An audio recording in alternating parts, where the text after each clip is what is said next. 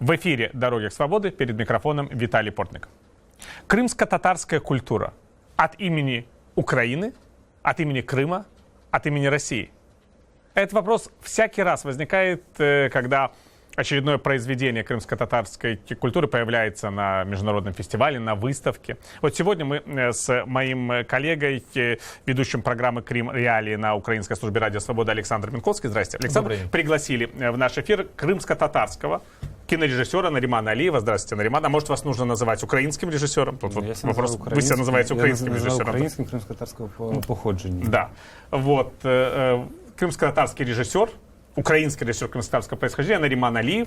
Его фильм «Без тебя» сейчас был показан на Берлинаре, на 66-м международном кинофестивале. Это привлекло большое внимание и в Украине, и в мире, потому что, мне кажется, не так часто, Нариман, да, крымско-татарские фильмы появляются вот такие на большом экране. Последним была «Хайтерман», но это еще было, когда не возникало никаких вопросов о статусе Крыма ни у кого. Ну да. Но тут вопрос, то, что мое прохождение на Берлинале не было как-то аполитизировано, потому что, опять же, в моем кино чисто семейная история, там нет никаких привязок там, к политике, там, ко всем этим вещам, и это нигде не обозначило, что это просто крымские татары даже. То есть было написано... Ну, все обратили внимание. Вот смотрите, было написано «Сенсис», «Without you», «Украина». Все. Его так воспринимали, как отборщики, так и зрители. Когда я просто перед премьерой познакомился с директором моей секции Generation, Марианой Радпад, которая с каждым участником лично знакомилась и обсуждала просто, делилась каким-то впечатлением по их работам. Меня очень удивило, потому что она не знала, что я крымский татарин. То есть я это уже ей объяснил, я это уже рассказал. Я рассказал, что это Крым. Она знает, что у нас сейчас тяжелые времена, все, но как бы такого не было. На самих показах я тоже доносил до зрителя. Меня 2 раза спрашивали, потому что там было 5 показов на протяжении всего фестиваля, и после каждого было общение со зрителем. На 2 показах меня спросили, почему у вас название на турецком, хотя фильм с Украины. Я объяснял, что это крымско-татарский язык, что я крымский татарин. То есть, через такой путь прохождения, как бы, только сейчас становится какая-то крымско-татарская культура и киноискусство, потому что пока каких-то определяющих вещей, что это крымско-татарское, для зарубежного, особенно зрителя, особо нету. Здесь уже лучше понимают, уже лучше в этом ориентируются. Там с этим надо еще работать, там еще очень много надо показывать, и много это надо обсуждать. Мне кажется, Саш, что Нариман не понимает, что, допустим, когда для российского зрителя вот показать этот фильм, и там будет крымско-татарское название, и это будет фильм о крымских татарах, будет написано «Украина», это уже в определенном степени шок, да? Да, это в любом случае это политика, да? Да, оказывается. Для России, но там этого не было. Вот говорю, ни одного вопроса насчет политики у меня не было вот от зрителей. В Германии? Да. Германия, да. Но я просто говорю, я пытаюсь смотреть на это глазами наших российских слушателей и зрителей, которые вот сейчас нас смотрят и слушают. Вот иногда нужно немножко разграничивать. То есть, да, крымско-татарская нация, она как была, так и есть. И я очень надеюсь, что она останется в своей вроде монолитной. И когда она себя представляет, она представляет в первую очередь себя. Да? Во вторую очередь уже идут предпосылки другие. Так как я живу в Киеве, так как я гражданин Украины, у меня, прошу прощения, это нервное, гражданин Украины, я поэтому себя называю украинский режиссер крымско-татарского походжения. То есть среди моих друзей, скажем, которые сейчас тоже режиссеры, очень много не украинцев, скажем так, но которые называют себя украинские режиссеры. Только так может становиться культура, в том числе украинская. Нариман, это здорово. Ну, смотрите, получается так. В любом случае, кино с крымско-татарским названием, с крымско-татарскими актерами, с крымско-татарским режиссером и с крымско-татарским оператором. И действие происходит. Это же нигде не написано просто. Но это же мы же видим. Вы видите. И любой зритель увидит, который посмотрит ваш фильм. Вот в том-то и дело, я говорю, они видят название «Сенсис» на азербайджанском «Без тебя», на турецком «Без тебя», то есть и в Гугле-переводчике нет крымско-татарского переводчика. Даже знаете, когда у меня первый фильм «Вернуться с рассветом», он полностью на крымско-татарском языке. И мне было очень сложно заполнять заявки на фестивале, потому что когда было выбрать язык, я не знал, что выбирать. Там нету его. Знаете, и мы такое как мы есть, нас нет. Знаете, вот как себя определить, я ж не пишу там на каждой заявке, типа, я крымский татарин, а это как бы украинское кино крымско-татарского там походжения. То есть этих каких-то параметров нету. Это мне уже постепенно нужно, должно становиться. То есть, да? И пока нас не будет 10 представителей, пока нас не будет 100 представителей, нас не будут с этим ассоциировать. То есть, в первую очередь, у меня тоже такая цель, чтобы начали ассоциировать. Это очень важно. Я думаю, на самом деле это важно, и не менее важно, конечно, то, что сказал Нариман, о том, что чтобы в мире воспринимали, что крымско-татарский это значит украинский. Да, это тоже очень важно. И я тут не вижу никаких, знаете, как бы противоречий между тем, потому что крымские татары являются такой же составной частью украинского... Ну, это никто не противоставляет. Да, Да, так но, я но же с другой говорю, стороны, вы знаете, а я вижу, потому что вот сейчас, когда была номинация Джамалы на Евровидение, ее воспринимали здесь с огромным энтузиазмом.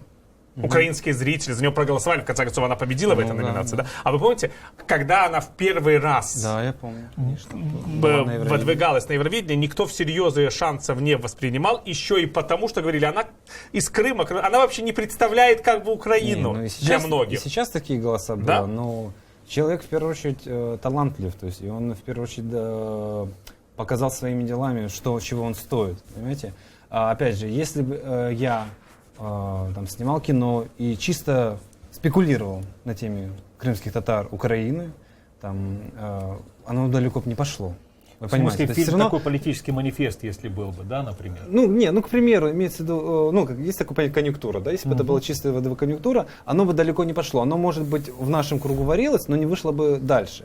Этот фильм должен быть общечеловеческим, любой хороший фильм, да, конечно, то есть, в первую очередь должно быть кино, то есть хорошее, да, потом оно уже имеет какие-то другие под собой основы, какие-то, уже смыслы. Вот так же и в Джамале, я считаю, если это певица высочайшего уровня, в первую очередь она по своим творческим заслугам она это заслужила, да. Если бы песня была отвратительна, она пела бы вне ноты, никто бы за нее не голосовал, хоть бы она пропела про что, про что угодно, да. То есть это ж, вот но эти нет вещи такого ощущения, что все-таки внимание больше к крымско-татарской культуре здесь стало больше после крымских событий. Извините, я уберу эту ручку. Вот культуре, не скажу, потому что мне задавал такой вопрос уже, кажется, из Крыма реалии даже. Я сказал, назови ты 3 крымско-татарских исполнителя музыкальных. Не назвал? Не назвал. Вот. А вы Из назовете, Крым-реалии? кстати, да. Ну... Это просто вот у нас бытует такое мнение, что даже там я мог попасть на Берлин, потому что там, да, крымский татарин, потому что Украина. Но у меня тоже был на самом деле такой страх, когда мне пришел ответ. Но буквально через 2 недели мне пришло подтверждение с Роттердамского кинофестиваля, что меня тоже берут в официальную секцию короткого метра. И мне как бы немножко отлегло, потому что это 2 фестиваля, которые ходят в десятки наилучших. То есть, понимаете, все равно как бы кино должно быть основополагающим, а я в любом случае являюсь представителем своего народа, я в любом случае являюсь представителем Украины, да, то есть я в любом случае несу с собой эту культуру. Просто не всегда, я не считаю, что всегда оно должно быть четко выражено на экране. То есть на экране должно выражено в первую очередь то, чего они не видят на телеэкранах телевизора, не видят в новостях. Понимаете? В новостях они видят, они знают с одной стороны. Нужно показывать и другую сторону. Саша, смотрите, вот может такая ситуация быть. Вот здесь действительно, скажем так, большая такая крымско-татарская интеллигенция. На территории материковой Украины, да, вот и в Киеве, и в Херсонской области, где угодно. И есть люди, которые продолжают работать в Крыму. А я, кстати, допускаю, что появятся люди, которые потом уедут работать в Москву, куда-то еще. И мне кажется, что это 3 разных группы. То есть народ один, но люди живут в различных совершенно государственных плоскостях с разными вообще представлениями о том, что делать дальше собственному народу. На самом деле, как бы это же ведь такая ситуация, она есть не только у крымских татар, да, на сегодняшний день. Она есть и у украинцев, которые живут в разных странах, да, то есть у них нет диссонанса какого-то. Да, у них нет диссонанса с теми событиями, которые происходят в стране в самых разных странах и в самое разное время. Мне кажется, что мы можем говорить о феномене, все-таки я вернусь к тому, что мы можем говорить о феномене крымско-татарского кино, отдельного, да, или там составной части украинского кино на сегодняшний день, потому что есть фильм «Хайтарма», есть довоенное кино про разбойника Алима, то есть есть традиция.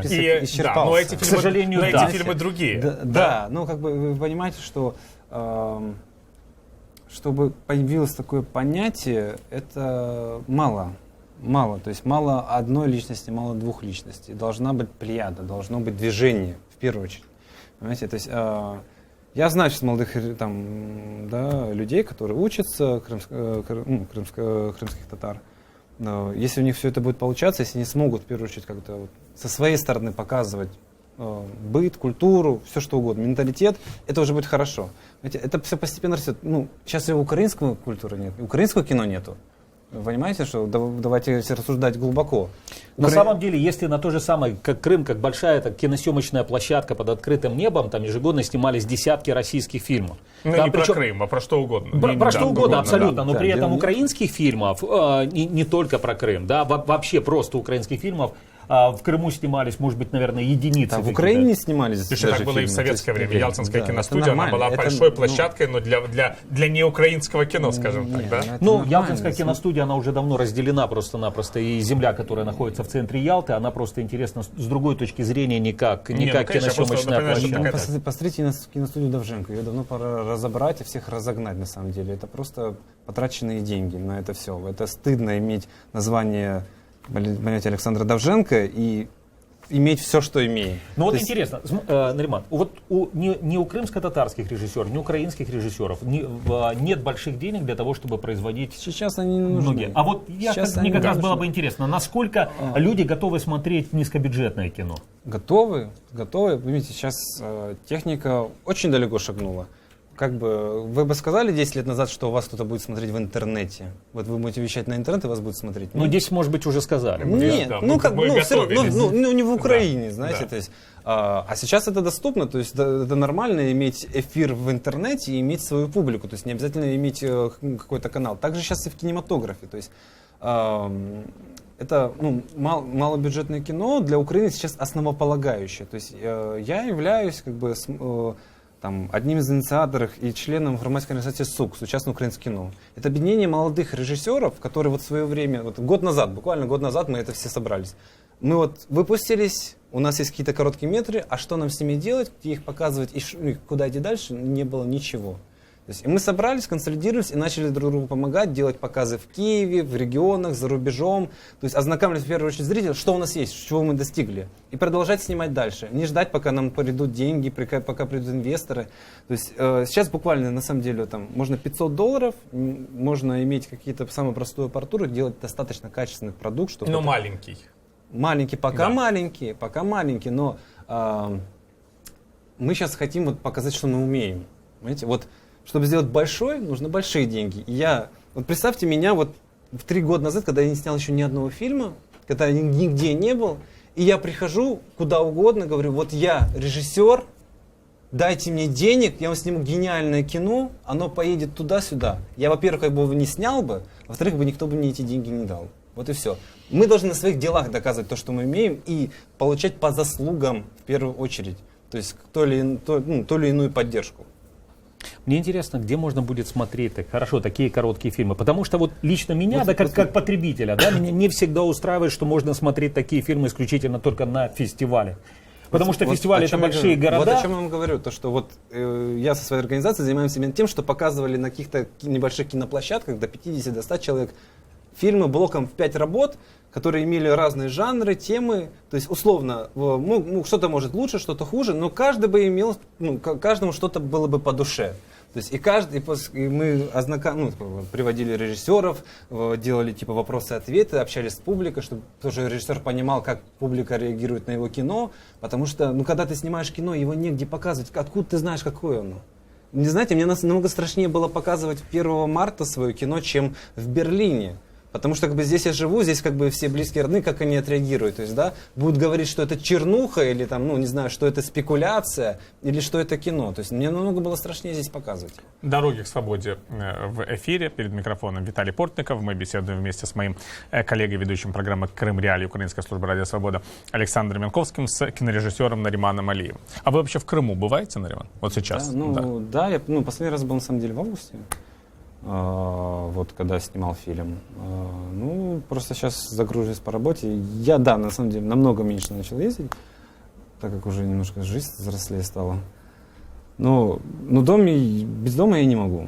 То есть дом — это мое основополагающее. То есть, я все равно себя здесь чувствую как в гостях. То есть я переехал в Киев в 2009 году учиться профессии, потому что я не мог этого сделать в Крыму, не мог сделать у себя дома. Так сложилось. То есть это не значит, что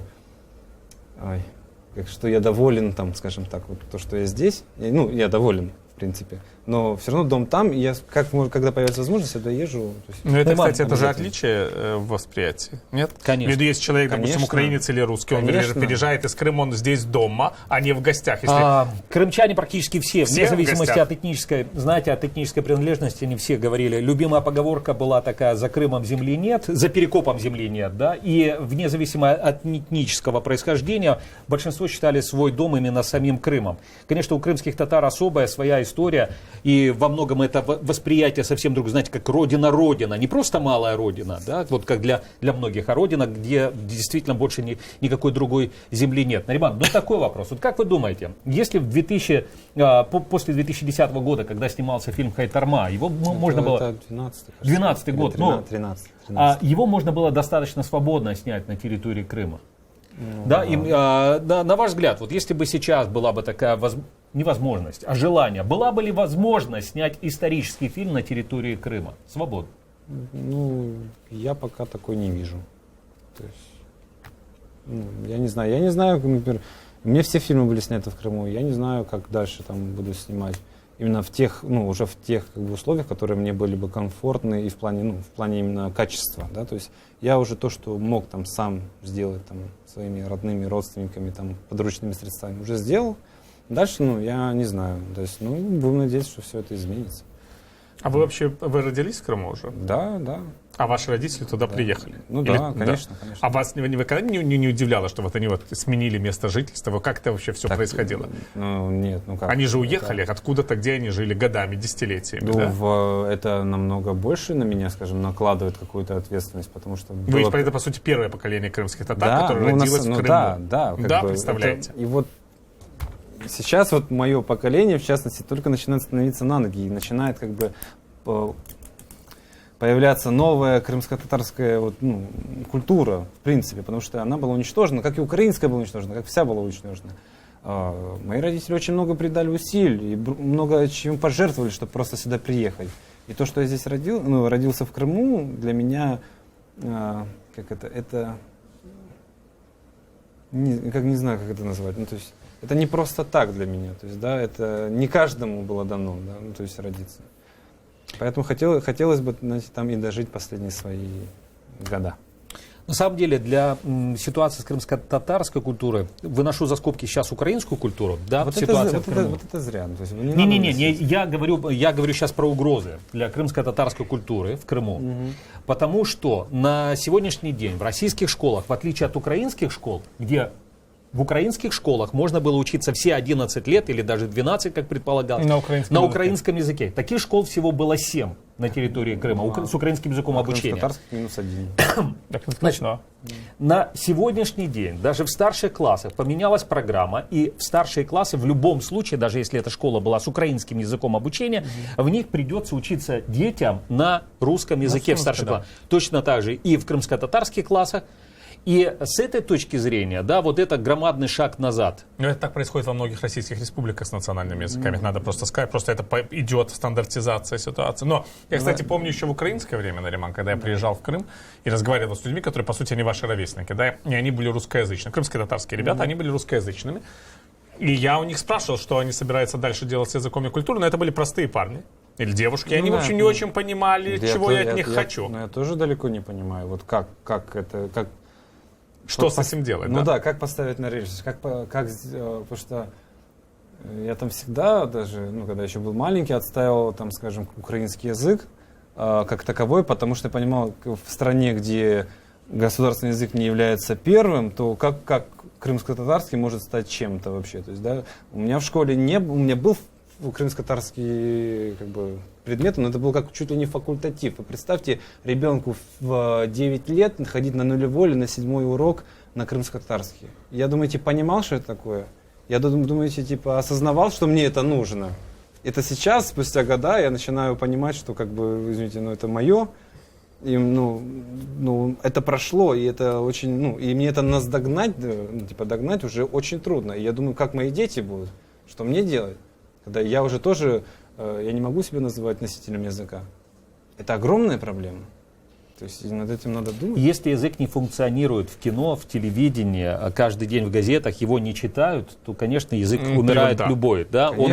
Он превращается просто в мертвый книжный язык. Или в домашнюю такой вот диалект. Но опять-таки домашний диалект, он умирает через 2-3 поколения. Вот в том-то дело, да. Ну, я просто, слушай, я живой свидетель этой смерти с языком идиш, да, который превратили благодаря репрессиям в домашний диалект, и вот он на моих глазах у моих бабушек, дедушек да, скончался. Мои родители тоже разговаривают, и я понимаю, все, ну да. Но они говорят, вот, а как ты не знаешь? Я говорю, ну мы же как бы не учили. У них тоже в мысли такого не было, как бы учить меня языку. То есть это казалось, ну, адекватно, знаете, то есть они разговаривают, я тоже там разговариваю, я понимаю, но когда взросление... Разговорная речь, она утрачивается. Да, она утрачивается, я взрослею, как бы мы меньше начинаем проводить времени друг с другом, то есть, да, родители больше заняты, больше вокруг другого языка в пространстве, как бы... Вы общаетесь с молодыми людьми разных национальностей, у вас русский язык, естественно, становится средством межнационального общения. Межнационального общения, да. Как бы, вот, ну, это проблема, как бы, ну, у нас и стоит проблема, как бы, и в украинской кинематографе, то, что нету украинского языка в кино,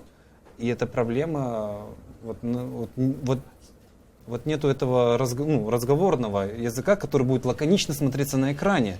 То есть, когда появляется украинский язык на экране, то мы сразу видим какой-то, я не знаю, ну, театр, что ли, да, то есть это... Немного искусственность ощущается, да? То есть сейчас из-за литературного языка, да, наверное. сейчас вот, потому что, да, вот нету вот этого, идет поиск, вот, и даже актеры, они не всегда носители языка, да, ну, имеется в виду, они не разговаривают в жизни на украинском языке.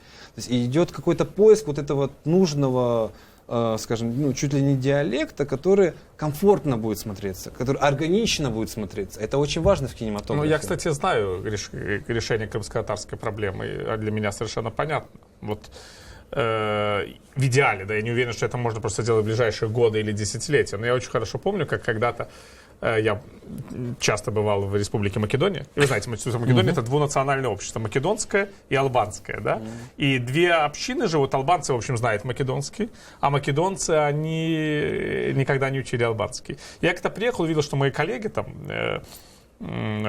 друзья, они начинают учить албанский язык. И я как бы сказать, почему или для чего? Ну, была война, внутренний этнический конфликт, пришли к какому-то пониманию, что эти два народа все равно будут жить вместе в этой стране, для того, чтобы вот коммуницировать не только на одном языке, а на двух.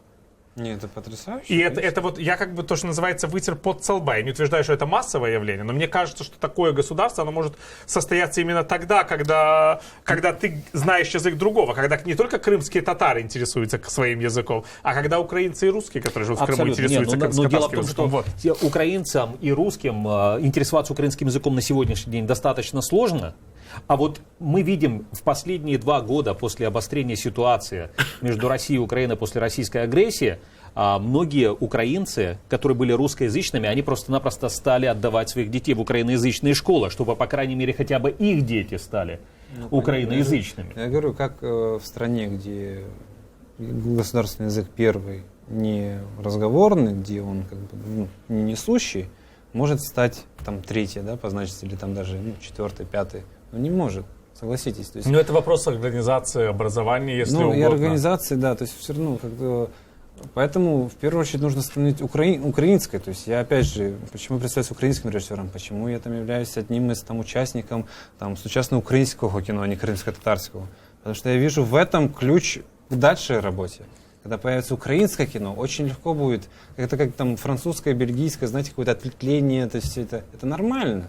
И оно будет между связано, оно будет лаконично, оно будет там все, не будет отдельно крымско-татарское, не будет отдельно украинское. Но я вам могу сказать такую неполиткорректную вещь. Вы крымско-татарским режиссером можете быть, будучи немецким режиссером, и будучи американским. Да, нет, вы правы. Вот это вопрос. А там уже все поставлено на рельсы. Вы все правы, да. И много таких вот фильмов как раз выходит там. Да, вот фактически рассказывающих о народах, которые не могут обрести своего кинематографа. Да ладно, вот там фильм «Мустанг» турецкий, да, режиссерка живет там долгое время в Германии, приехала в Турцию, сняла кино, везде оно берет фурор, а в Турции говорят, да не, ребята, это не к нам. Это не турецкий фильм. Знаете, ну какой-то, есть разные ситуации, есть разные какие-то основополагающие, то есть ну, в любом случае, да, можно быть крымско-татарином везде, можно быть украинцем везде, да, то есть это уже от тебя зависит. Это интересная история, потому что, допустим, сейчас в Крыму появились там те крымско-татарское общественное телевидение. Другое, которое, да? Да, другое, имеется в виду, это государственное, создано на Российской Федерации, и относиться к нему, крымско-татарскому, только потому, что там говорят... Там говорят на крымско-татарском да, языке. да, но недалеко не все программы. Да, Да, и могут там программы просто сказать только «здравствуйте, до свидания» по-крымско-татарски, и называть этот телеканал крымско-татарским тоже это большой вопрос. Вопрос, я говорю, как и кино, некоторые у нас называются украинское. Большой вопрос, чем? То есть, да. Над этим, здравый человек поймет, будет отличать. Да? Человек, который подвержен, с ним надо работать. То есть, это опять-таки вопрос выбора, что да, вы хотите сохранить идеологию или, если хотите, язык и культуру. Это тоже придется решать. По-моему, это одно и то же, на самом деле. Тут, я не знаю, для меня вы сейчас какие-то такие дилеммы ставите. То есть, я на самом деле размышляю. Просто. Я даже не пытаюсь ставить дилеммы. Нет, так я тоже размышляю, поэтому говорю, что для меня это как бы, Потому что, знаете, я просто через все эти дилеммы прошел, так сказать, в жизненном опыте. Я тоже помню, как покупали там в киосках журнал «Советиш Гаймланд», он назывался, журнал на идиш. Он был такой совершенно советский, да, понятно. Но это было единственное издание, которое вообще о евреях что-то в Советском Союзе говорило. Причем на языке, который 90% евреев не понимало. И его, тем не менее, покупали. Просто чтобы это увидеть. Это очень похожая история. Прочитать, там просто на последней странице был дайджест на русском языке, его читали. Собственно, вот это было все раз в месяц, вы можете прочесть этот дайджест. Это смешная история. Смешная, на самом деле не смешная, а трагическая, да? По большому счету. Сейчас, к счастью, время, что мы можем пользоваться морем информации. То есть у нас больше доступ, да, то есть мы можем сейчас читать и на любом языке, то есть вот буквально с телефона, то есть... Слава Богу, да, что все это есть. Но вы должны сами для себя ответить, Нариман, на вопрос, как крымско-татарская культура может существовать и сохраняться. Вот именно там как культура языковая или как культура, которая передается через ваши фильмы. Это вот важно? Я понимаю, конечно. Это может быть просто другой путь, который мы еще не видим. Возможно, да, то есть нужно пробовать все пути. Не надо, если я буду, исповедовать какой-то один путь, это не значит, что он верный, как по мне. То есть у каждого какие-то свои, как я могу помочь, чем я могу, да, то есть я не думаю, что если бы я там выбегал везде и кричал какие-то политические лозунги, от меня было бы много пользы, понимаете. Я выбрал себе путь кинематографа какой-то, культуры, и я стараюсь его придерживать, и через него уже рассказывать, ознакомливать людей. То есть у меня такой путь. Я чувствую, что в этом у меня что-то получится. Знаете, если каждый сможет в своей сфере превзносить и быть лучшим в первую очередь, то есть, добивать. То есть, то, что я там поехал в Берлин, для меня это не достижение, это для меня огромный аванс в будущем, то есть, как я себя буду реализовывать его. То есть не надо вот эти вещи, нужно себе ставить цели как можно выше, и только так показывать свои, превосходство, я не знаю, или просто, что мы есть, да, то, что Джамала едет на Евровидение, это в первую очередь это сила творчества. И через нее она рассказывает о многих пластах. Многие ей подвязывают, очень сильно на нее грузят со всех сторон, но тем не менее она собой представляет крымско-татарский народ. Через свое творчество, через свой талант. Так я с удовольствием буду делать то же самое. Я надеюсь, что и украинские режиссеры будут делать то же самое. Понимаете? Это всегда хороший вопрос. Кто спасает народы? Политические активисты или деятели культуры? Все спасают. Каждый на своем месте.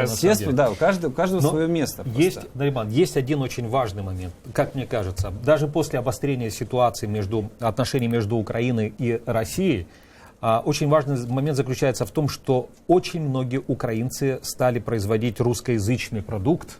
Да, его не уменьшилось, русскоязычного продукта количество, его даже увеличилось для того, чтобы каким-то образом воздействовать на умы в самой Российской Федерации. Или русскоязычных здесь. Тоже для того, якобы с которыми людьми долгое время не говорили.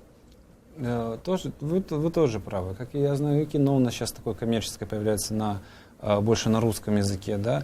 Это хорошо. Просто когда у нас появится производство, когда у нас появится свой зритель, когда он увидит Украина, он без каких-то сожалений пойдет, заплатит 40 гривен, да, сходит в кино. Это будет уже хорошо, в первую очередь. То есть, когда там просто не будет пропаганды соседней, скажем так, да. А потом постепенно, я говорю, найдется тот путь, тот украинский язык, который будет совершенно органично смотреться, да, который на экране, когда мы сможем увидеть его в сериалах, когда у нас появится этот рынок, и когда люди будут в этом рынке что-то покупать. У нас все будет. Понимаете? Спасибо. Напомню, что мы с моим коллегой, журналистом программы «Крым Реалии» Украинской службы радио «Свобода» Александром Минковским беседовали с кинорежиссером Нариманом Алиевым. Спасибо. Нариман, спасибо, Александр, что провели со мной эту программу. Вел программу Виталий Портников. Всего доброго, уважаемые зрители и слушатели.